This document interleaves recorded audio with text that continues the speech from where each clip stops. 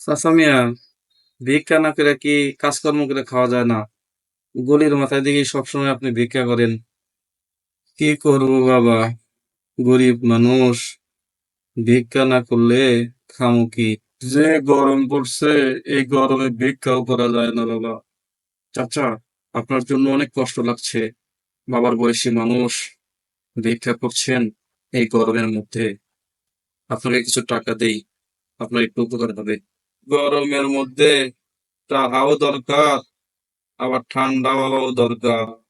বাবা, শীতের দিনে মানুষ কম্বল, গরম কাপড় চোপড় দান করে, কিন্তু বাবা গরমের দিনে কেউ এসি দান করে না। তাই কইছিলাম বাবা, টাকা পয়সা না দান কইরা যদি দুই একটা এসি দান করতেন। শুনছি এসি নাকি মেলা ঠান্ডা। স্যার, একটু যাবো।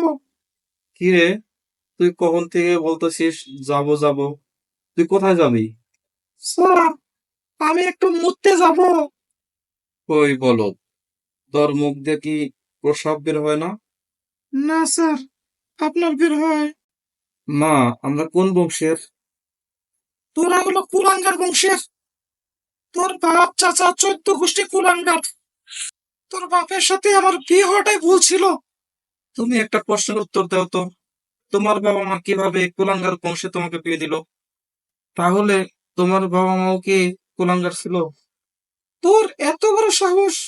মা, রাগ করো না। আমি বলতে চাচ্ছি, তোমার বাবা মাও কি কুলাঙ্গার বংশের ছিল কিনা।